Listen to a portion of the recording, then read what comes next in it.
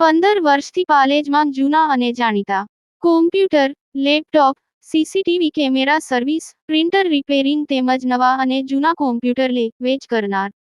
Admission form તેમજ તમામ સરકારી ફોર્મ ઓનલાઈન ભરી આપવામાં આવશે. ખેડૂત બચાવો દેશ બચાવો, ખેડૂત બચાવો દેશ બચાવો, ખેડૂત બચાવો દેશ બચાવો, ખેડૂત બચાવો દેશ બચાવો, ખેડૂતોને ન્યાય આપો, ન્યાય આપો, ખેડૂતોને ન્યાય આપો, ખેડૂતોને ન્યાય આપો, ન્યાય આપો, ખેડૂતોને ન્યાય આપો, ન્યાય આપો, ખેડૂતોને ન્યાય આપો, ન્યાય આપો, ખેડૂતોને. કરજણ શહેર તાલુકા કોંગ્રેસ દ્વારા કમોસમી વરસાદના કારણે થયેલ પાક નુકસાનીનું સર્વે કરી તાત્કાલિક ખેડૂતો માટે વિશેષ રાહત પેકેજ આપવાની માંગ સાથે કરજણ પ્રાંત અધિકારીને આવેદનપત્ર પાઠવી રજૂઆત કરાઈ. કરજણ શહેર તાલુકા કોંગ્રેસ દ્વારા હાલમાં વરસેલા કમોસમી વરસાદને પગલે ખેતીના પાકોને જે નુકસાન થયું છે તે બાબતે સરકારને સંબોધી ખેડૂતોને રાહત પેકેજ આપવાની માંગ સાથે કરજણ પ્રાંત અધિકારીના આવેદનપત્ર પાઠવી રજૂઆત કરાઈ હતી. આવેદનપત્રમાં જણાવ્યું હતું કે ગુજરાતભરમાં જે રીતે કુદરત જાણે રૂઠી હોય એ રીતે અત્યારે ગુજરાતભરમાં સાર્વત્રિક કમોસમી વરસાદ પડ્યો છે, જેના કારણે ખેડૂતોના મગફળી, ડાંગર, કપાસ સહિતના ખરીફ પાકોને ખૂબ મોટું નુકસાન થયું છે. ખેડૂતોના મોઢામાં આવેલો કોળિયો જાણે છીનવાઈ ગયો છે. એક બાજુ કુદરત રૂઠી છે તો બીજી બાજુ સરકારે ખેડૂતોને પાયમાલ કરવાનું જાણે મન બનાવી લીધું હોય તે રીતે ગુજરાતમાં છેલ્લી 7 સિઝનમાં વાવાઝોડા, અતિવૃષ્ટિ કે કમોસમી વરસાદનો ભોગ બનેલા ખેડૂતને રાહત પેકેજના માત્ર જાહેરાત કરીને સંતોષ માની લેવાના આક્ષેપો કર્યા હતા. જ્યારે વાસ્તવમાં ખેડૂતોને ચૂકવવાનું થાય ત્યારે કરેલી જાહેરાતના 30 થી 35% રકમ પણ ખેડૂતોને ચૂકવવામાં આવતી ન હોવાના આક્ષેપ કર્યા હતા. ગયા વર્ષે 2024ના જુલાઈ અને ઓગસ્ટ મહિનામાં અતિવૃષ્ટિ, ઓક્ટોબર 2024ના કમોસમી વરસાદનો માર, ચાલુ વર્ષે સપ્ટેમ્બર મહિનામાં આવેલ અતિવૃષ્ટિને અત્યારે કમોસમી વરસાદે ખેડૂતોની કમર તોડી નાખી છે. ખેડૂતોએ લીધેલ પાક ધિરાણ પણ ભરી શકે તેમ નથી. આવનાર શિયાળુ સિઝન માટે વાવેતર કરવા માટે બિયારણ, ખાતર લેવાના પણ રૂપિયા ખેડૂતો પાસે નથી. ત્યારે રાજ્ય સરકાર જેમ યુપીએ સરકારે ખેડૂતોના 78,000 કરોડના દેવા માફ કર્યા હતા તેવી જ રીતે ગુજરાતના ખેડૂતોના દેવા સંપૂર્ણપણે માફ કરવામાં આવે.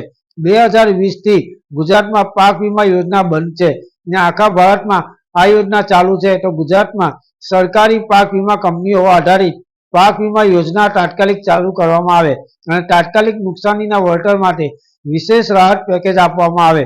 ખેડૂતોની મગફળીમાં કમોસમી વરસાદના કારણે ભેજનું પ્રમાણ વધારે હશે માટે ટેકાના ભાવે ખરીદીના માપદંડોમાં ફેરફાર કરી ભેજયુક્ત મગફળીના ટેકાના ભાવે 300 મણ ખરીદી કરવામાં આવે. ગુજરાતમાં શિયાળુ પાકના સમયે જ અત્યારથી રાસાયણિક ખાતરની અછત વર્તાઈ રહી છે, તો ખેડૂતોને જોઈએ ત્યારે ખાતર આપવામાં આવે તેવી ગુજરાત પ્રદેશ કોંગ્રેસ સમિતિની માંગ કરી હતી. આવેદનપત્ર પાઠવવાના કાર્યક્રમમાં કરજણ તાલુકા કોંગ્રેસ અધ્યક્ષ પિન્ટુ પટેલ, શહેર કોંગ્રેસ અધ્યક્ષ હર્ષદસિંહ ગોહિલ, ભાસ્કર ભટ્ટ, હોદ્દેદારો તેમજ કાર્યકરો ઉપસ્થિત રહ્યા હતા. યાકુબ પટેલ, કરજણ. કરજણ તાલુકા નગર અને તાલુકા સમિતિ દ્વારા આજરોજ તાલુકા એસડીએમ ખાતે આવેદનપત્ર આપવામાં આવ્યું છે કોંગ્રેસ સમિતિ દ્વારા. જે ખેડૂતોને પાક રક્ષકની સહાય મળવી જોઈએ એની અંદર કંઈ પણ ગડબડ ગોટાળા થતા હોય એવું દેખાઈ આવે છે. એના લીધે આજે પાક સહાય આપવા માટે આવેદનપત્ર આપવા માટે તાલુકા કોંગ્રેસ અને શહેર કોંગ્રેસ સમિતિ આવી છે અને નિર્ણય લીધો છે કે વહેલામાં વહેલી તકે આ ખેડૂતોને સહાય મળવી જોઈએ. આ પાક રક્ષણની સહાય તાત્કાલિક ધોરણે સર્વે કરીને આપવામાં આવે અને જ્યારે યુપીએ સરકાર દ્વારા 72,000 કરોડ જો દેવું માફ કરવામાં આવ્યું હોય તો એનડીએ સરકાર કેમ નથી કરતી? આને લઈને પણ ધ્યાન દોરવામાં આવે સરકારનું અને વહેલામાં વહેલી તકે ખેડૂતોને રાહત મળે એવી અપેક્ષા રાખીએ છીએ. આજરોજ કરજણ તાલુકા કોંગ્રેસ સમિતિ, શહેર સમિતિ દ્વારા પ્રાંત સાહેબને આવેદનપત્ર આપવામાં આવ્યું છે કે આજ વરસાદથી આ સિઝનમાં ખેડૂતોને કમર તૂટી ગઈ છે. ખેડૂત બેહાલ થઈ ગયો છે, ખેડૂત રડી પણ નથી શકતો અને હસી પણ નથી શકતો, એટલી ખરાબ પરિસ્થિતિ આ વરસાદને માવઠાના કારણે થઈ છે. તો અમારી સરકારશ્રીને એટલી જ નમ્ર અપીલ છે ખેડૂત તરીકે કે અમારું સરકાર દ્વારા જે લેનું છે તે માફ કરે, ગમે તે સર્વે બર્વેના ધંધા બંધ કરે, તાઇફા બંધ કરે અને ડાયરેક્ટ ખેડૂતોના ખાતાની જે લોનો છે તે સદંતર માફ કરે.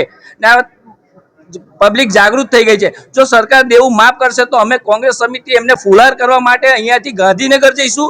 ને અમે એવું થતું હોય કે કોંગ્રેસ વાળા જસ લઈ જશે, અમારે જસ નથી જોતો, અમે તમને જ જસ આપીશું, પણ વહેલીમાં વહેલી તકે ખેડૂતોનું દેવું માફ કરે એવી આશા રાખીએ છીએ.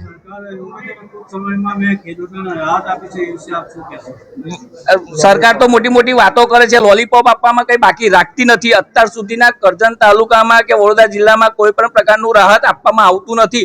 આપવામાં આવે તો હેક્ટરે 2000 5000 આપે છે, એટલામાં ખેડૂતનું કશું ભલું થતું નથી કે ખર્ચો પણ આવી નથી રહેતો. માટે સરકારને કહીશ કે આવી લોલીપોપ ના આપો, ડાયરેક્ટ ખેડૂતનું ધિરાણ માફ કરો કે જેથી ખેડૂત ઊભો થઈ શકે.